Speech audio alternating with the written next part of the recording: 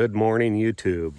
This is Michigan Outdoors with Dan, and as you can see, we've got the UTV there, and we've got a new roller crimper that we made.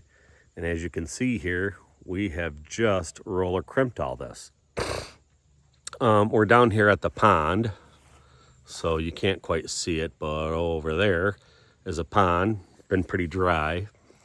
And the food plot that we are currently standing in, we call the pond. That's an apple tree. And that's an apple tree.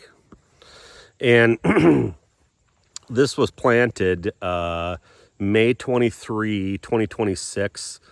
That was 70 days ago. There was oats, cereal, rye, and buckwheat. And as you can see, with the drought that we've had here, I wouldn't say it was the greatest crop by any means. It was tilled. It was sprayed. It was tilled. Fertilizer was lightly disked in, and then it was drilled with seed. It's been very dry up here for the month of July. June, we had quite a bit of rain.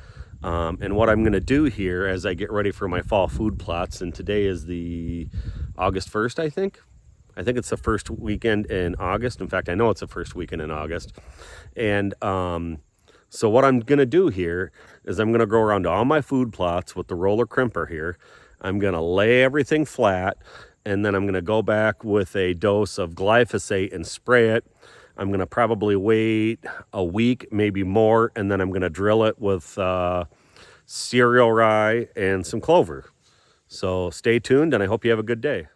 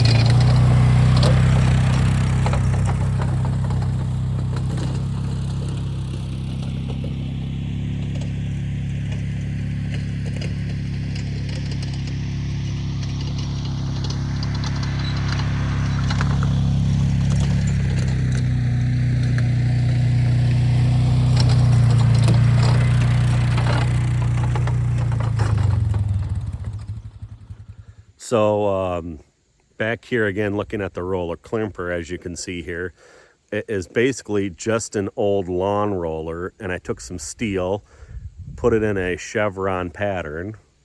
Sorry, kind of hard to watch your hand on video there.